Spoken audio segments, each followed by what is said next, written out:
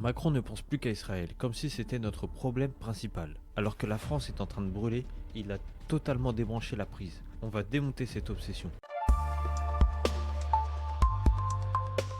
En pleine explosion de violence en France, Emmanuel Macron choisit ses priorités Israël. Pendant que les policiers se font lyncher, que l'inflation écrase les classes moyennes, que l'antisémitisme gangrène les écoles, lui préfère commenter Gaza et Tel Aviv. Comme si la France n'avait plus d'importance. Emmanuel Macron, la réalité, c'est qu'il est désormais obsédé par Israël. Il ne pense plus qu'à ça. C'est devenu son obsession.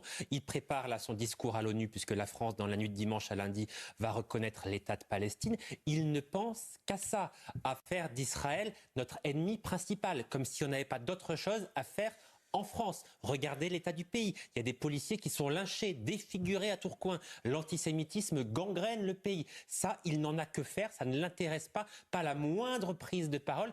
On va parler des vrais chiffres. 1247 actes antisémites recensés en 2023, plus 1200% en un an.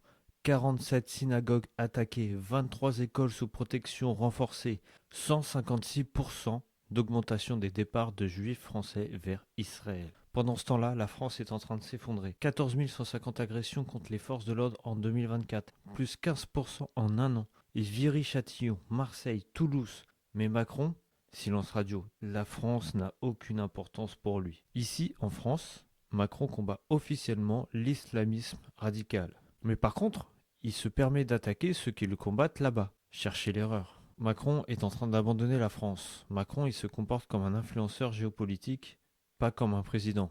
Ton pays est en train de brûler. La France est en train de disparaître. Mais toi, qu'est-ce que tu fais? Tu fais de la diplomatie sur Twitter, quoi. Il ne s'est pas exprimé, il n'a pas parlé aux Français depuis Non. des lustres. Il ne pense qu'à aller à New York, il sera ensuite au Danemark. Il voyage partout dans le monde, il va de sommet en sommet. Ce qui se passe en France, ça ne l'intéresse plus. Il a démissionné, il a capitulé, le président de la République.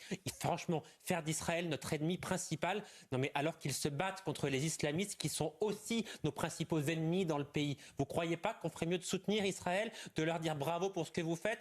On a le même combat, on est dans le même bateau, on doit travailler ensemble. Non, Israël, ce sont des génocidaires. Israël, ils sèment le chaos et la barbarie dans la région, selon le président de la République. Moi, franchement, j'ai honte que le président prenne ses positions au nom de tous les Français.